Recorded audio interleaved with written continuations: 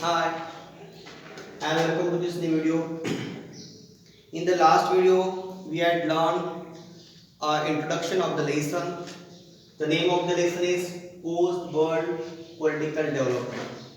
देखिए, post world political development lesson का नाम अगर ध्यान से समझने की कोशिश करें तो आपको लेसन की जो मेन थीम है, मतलब central idea of the lesson, ये समझ में आ जाएगा कि post world war political development मतलब वर्ल्ड वार के खत्म होने के बाद जो राजकीय, जिसको हम सुधारना बोल सकते हैं, पॉलिटिकल डेवलपमेंट है, उसके बारे में हम लोग इस लेसन में डिस्कस कर रहे हैं। हर एक लेसन, हर एक सब्जेक्ट की अपनी अपनी पहचान होती है और इसके बारे में मैंने लास्ट वीडियो में भी बताया था। थोड़ा सा उसको रिकॉल करते हैं हम। जिस तरीके से मैंने बताया था कि सिविक्स है, अगर आप लोगों ने लास्ट ईयर देखा होगा, गवर्नमेंट के टाइप्स हो गए, कॉन्स्टिट्यूशन हो गई, लोकसभा, राज्यसभा, ये सारी इंफॉर्मेशन आपको मिली है सिविक्स से। देन अगर आपको जो ज्योग्राफी से रिलेटेड अगर कुछ इन्फॉर्मेशन है, जैसे मैप्स हो गए, ये सारी चीज़ें आपको ज्योग्राफी में मिलती है। एक आधे अगर आप किसी चीज़ के हिस्टोरिकल इवेंट्स के बारे में आप रिसर्च करते हो, आपको हिस्ट्री में उसके बारे में इंफॉर्मेशन मिल जाएगी। तो पॉलिटिकल साइंस में जो वर्ल्ड की जो सारे एक दूसरे के रिलेशन से जो कुछ पॉलिटिकल चेंजेस होते हैं, ये सारे के सारे चेंजेस अगर आपको समझने हैं तो आपको पॉलिटिकल्स की स्टडी करना पड़ेगी। और ये जो पहला चैप्टर है स्टैंडर्ड 9 का, इसका नाम है post world war political development. इससे हम लोगों ने लास्ट वीडियो में शुरुआत की थी। तो लेसन के नाम से ही आपको उसकी सेंट्रल थीम समझ में आ जाती है। देखिए, यहाँ पे कुछ पॉइंट मैंने लिखे हैं और इसमें से 2 पॉइंट मैंने ऑलरेडी आपको एक्सप्लेन किए हैं लास्ट वीडियो में, फिर भी थोड़ा सा उसको हम लोग रिलेट करते हैं। इंटरडिपेंडेंस। इंटरडिपेंडेंस मतलब क्या है? इंटरडिपेंडेंस मतलब अगर हम लोग मराठी में बात करना चाहें तो हम बोल सकते हैं कि एक दूसऱ्यांवरती अवलंबून राहणे। मतलब क्या है कि हर आदमी जब सोसाइटी में रह रहा है, समाज में रह रहा है, तो वो किसी ना किसी चीज के लिए एक दूसरे के ऊपर डिपेंडेंट है। हर आपको लाइफ में लगने वाली हर चीज आप खुद नहीं बना सकते हो। आप अपने बाल काट नहीं सकते हो, आपके कपड़े आप अपने घर में बना नहीं सकते हो, आपको जो दिन में लगने वाला टूथपेस्ट है, ब्रश है, ये सारी चीज़ें कहीं ना कहीं से बन के आती है। आपको आपके ओवरऑल ग्रोथ के लिए आपको स्कूल में जाना होता है। अगर आप बीमार पड़ जाते हो तो आपको डॉक्टर्स के पास जाना पड़ता है। इस तरीके से हर इंसान की जो लाइफ होती है वो इंटरडिपेंडेंस होती है। यही एग्जाम्पल हम लोग कंट्रीज के बारे में भी ले सकते हैं। हर कंट्रीज एक दूसरे से इंटरडिपेंडेंस होती है। हर countries whether it is big, rich, whatever, वो बड़ी रहो या इकोनॉमिकली उसकी अच्छी ग्रोथ हो चुकी हो, फिर भी उसको किसी न किसी चीज़ के लिए किसी छोटे नेशन के ऊपर डिपेंडेंट होना होता है। इसी को हम लोग क्या कहते हैं? इंटरडिपेंडेंस कहते हैं। अब इंटरडिपेंडेंस किस तरीके से रन होता है? तो उसके लिए है foreign policy. Foreign policy, foreign policy मतलब क्या है? देखिए, अगर किसी भी नेशन को, किसी भी नेशंस की कोई हेल्प चाहिए अदर नेशन की, तो उसके लिए एक पॉलिसी डेवलप होनी चाहिए। अदरवाइज वो नेशन आपको हेल्प नहीं करेगा। अगर उसको आपको हेल्प नहीं करनी है और आप उससे हेल्प मांग रहे हैं, तब भी ये पॉसिबल नहीं है। इस वजह से दोनों देशों में इकट्ठा आकर कुछ नियम कायदों का पालन करना होता है, कुछ टर्म्स एंड कंडीशन को अडॉप्ट करना होता है। उसके बाद जाकर क्या होता है? फॉरेन पॉलिसी डेवलप होती है। हमारे इंडियन फॉरेन पॉलिसी के बारे में अगर हम बात करें तो हमारे इंडियन फॉरेन पॉलिसी के जो आर्किटेक्चर है वो हमारे first prime minister Pandit Jawaharlal Nehru ji थे। उन्होंने हमारी फॉरेन पॉलिसी को आर्किटेक्ट किया है और उस वजह से आज जिस तरीके से हम लोग अदर कंट्रीज के साथ रिलेशन मेंटेन कर पा रहे हैं, उसका रीजन वहां से ही स्टार्ट होता है। देखिए, इसके एक सिंपल एग्जांपल मैं आपको देता हूँ, फॉरेन पॉलिसी किस लिए जरूरी है। देखिए, आप जिस गांव में भी रहते हो, जिस शहर में भी रहते हो, अगर आप रास्ते से गुजर रहे हो तो आपको अगर कोई समस्या आती है तो आप किसी रास्ते चलते आदमी को हेल्प नहीं मांग पाओगे और ना ही वो आपको हेल्प करेगा। इसलिए आपके उन लोगों के साथ रिलेशन होने चाहिए, कुछ लोगों के साथ आपको रिलेशन बनाना पड़ेगा, तब जाके आपके सुख दुख में आपको जब भी जरूरत पड़ेगी किसी चीज़ की तो आपको हेल्प करेंगे। ऐसे ही कंट्रीज का होता है, कंट्रीज को भी अपनी सारी ओवरऑल ग्रोथ के लिए क्या करना पड़ता है? उनको अदर कंट्रीज के साथ रिलेशंस मेंटेन करने होते हैं और उसके लिए कुछ पॉलिसीज डेवलप होती है, जिसको हम क्या कह सकते हैं यहाँ पर? Foreign policy. इसका एक स्पेशल चैप्टर है, उसके बारे में हम लोग डिटेल में बात करेंगे, बट टिल देन यहाँ तक हम लोग को रुकना है। अब तीसरी बात, बैकग्राउंड। हम लोग लेसन जो पढ़ रहे हैं उसमें बैकग्राउंड भी बहुत इंपॉर्टेंट रखते हैं, मतलब मायने रखते हैं। किसी भी चीज़ में आप देखिए, अगर आप जैसे आपको एग्जांपल अगर मैं देना चाहूँ तो अगर देखिए पुलिस आप देखते हो अगर उनके सामने कोई मर्डर की केस आती है उसको उनको सॉल्व करना है तो वो तुरंत से सॉल्व नहीं कर पाते, उसको वो ढूंढते, उसका बैकग्राउंड चेक करते, इसको क्यों मारा होगा, इसके मारने के पीछे के रीजंस क्या होंगे, वगैरह वगैरह वगैरह सारी चीज़ों को जब वो अच्छे से स्टडी करते तब उनको एग्जैक्टली लोग क्या तो उसके पीछे का रीजन पता होता है। उसी तरीके से आज का दौर का है, आज हम जिस तरीके से लाइफ जी रहे हैं, जिस तरीके से डेवलपमेंट आपको दिख रही है ऑल ओवर द वर्ल्ड, इसके भी पीछे कुछ ना कुछ बैकग्राउंड रहा होगा। तो उसके पीछे की बैकग्राउंड की बात करें तो मैं आपको बताना चाहूँगा लास्ट सेंचुरी में जो 2 मेजर इवेंट्स हुए थे उसको मैं इसके पीछे के मेन रीजन कहूँगा, उसका बैकग्राउंड कहूँगा। तो वो 2 मेजर इवेंट्स कौन से?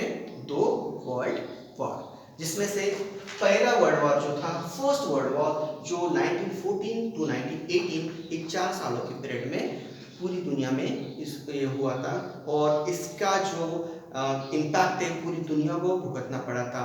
Whether the countries involve in the war और नॉट, कुछ कंट्रियाँ इन्वॉल्व थी, कुछ कंट्रियाँ नहीं थी, बट इन्वॉल्व ना होने के बावजूद भी बहुत सारे कंट्रीज को इसका खामियाजा भुगतना पड़ा था। तो फर्स्ट वर्ल्ड वॉर कब हुई थी? 1914 टू 1918 में। फर्स्ट वर्ल्ड वॉर में जो यूरोपियन कंट्रीज थी वो सेंट्रल में थी, उन्होंने इस वर्ल्ड वॉर को स्टार्ट किया था और यूरोप उस समय इंटरनेशनल और ग्लोबल लेवल से बहुत ही इम्पोर्टेंट माना जाता था और यूरोप के उस पीरियड में ये फर्स्ट वर्ल्ड वॉर हुआ था।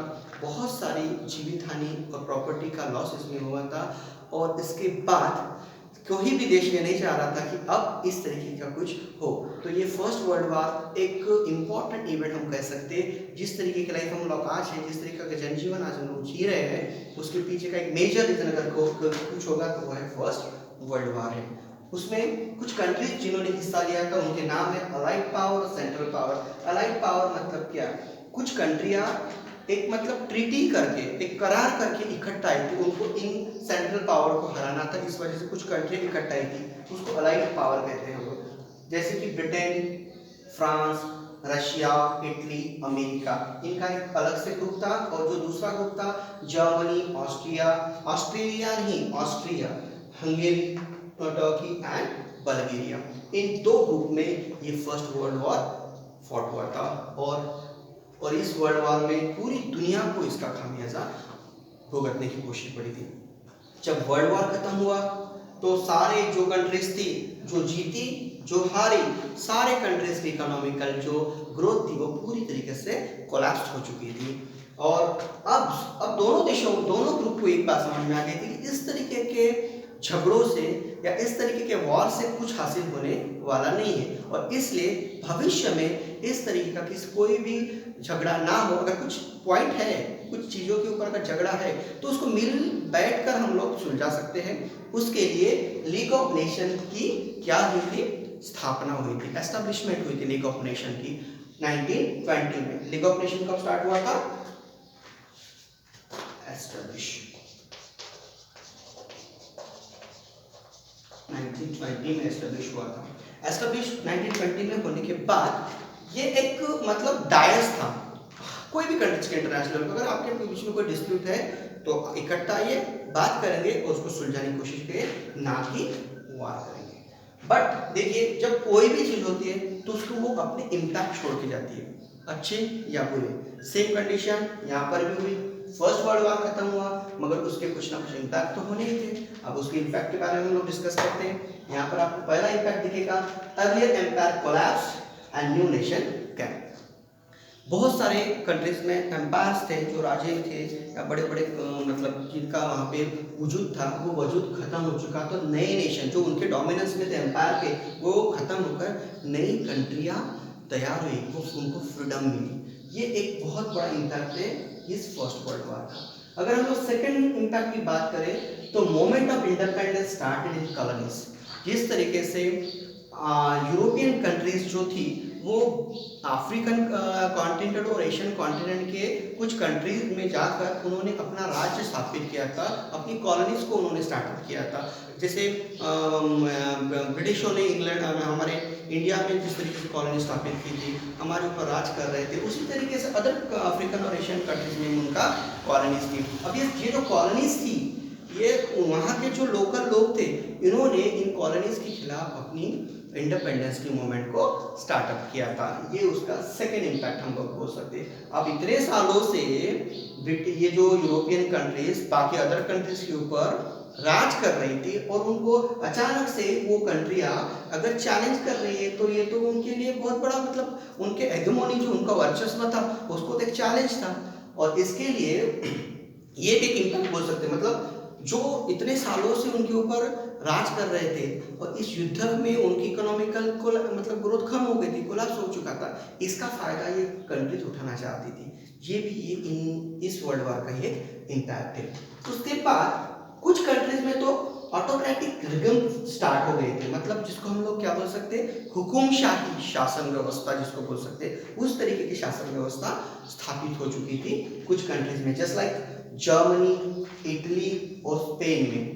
और इस वजह से जो कुछ भी डेवलपमेंट फर्स्ट वर्ल्ड वॉर के बाद हुई या फर्स्ट वर्ल्ड वॉर के बाद जो कुछ भी इम्पैक्ट हुए, और उस वजह से क्या हो गया था कि ये जो लीग ऑफ नेशन था, जिनका मोटिव था कि अब वर्ल्ड वॉर खत्म हो जाए, इसके बाद वर्ल्ड वॉर ना हो, अगर कोई डिस्प्यूट है तो उसको शांति से सॉल्व करे, और मगर लीग ऑफ नेशन उसमें फेल रहा, लीग ऑफ नेशन वहाँ पे फेल रही। उन्होंने ये सारे चैलेंजेस को वो मतलब हैंडल नहीं कर पाई, और इस वजह से इस सारी चीज़ों का जो पर्यावरण उसको बोलते हैं कल्मिनेशन जो है, कल्मिनेशन जो है वो सेकेंड वर्ल्ड वॉर में हुआ। मतलब फर्स्ट वर्ल्ड वॉर खत्म होने के बाद लीग ऑफ नेशन को एस्टेब्लिश किया, किस लिए, कि आगे इस तरीके के वर्ल्ड वॉर ना हो, मगर उसके कुछ फायदा नहीं हुआ। लीग ऑफ नेशन उस तरीके को उस सारी चीज़ों को हैंडल नहीं कर पाई, और अनफॉर्चुनेटली 1 सितंबर 1939 को सेकेंड वर्ल्ड वॉर स्टार्ट हुआ, जिसके बारे में हम लोग नेक्स्ट वीडियो में डिस्कस करेंगे। I hope you understand all the points. क्या पढ़ाया मैंने आपको, कि ये सारे पॉइंट्स मैंने आपको पढ़ाया। इंटरडिपेंडेंस क्या है, फॉरेन पॉलिसी क्या है, बैकग्राउंड क्या है, फर्स्ट वर्ल्ड वॉर क्या है, उसमें इन्वॉल्व होने वाले कंट्रीज क्या है, लीग ऑफ नेशन क्या है, और फर्स्ट वर्ल्ड वॉर का इम्पैक्ट क्या है, और लीग ऑफ नेशन फेल होने के रीजंस भी इसी में हैं, और सेकंड वर्ल्ड वॉर कब से स्टार्ट हुई, सेकंड वर्ल्ड वॉर में क्या हुआ, हम लोग डिस्कस करेंगे in next video. Till then good bye.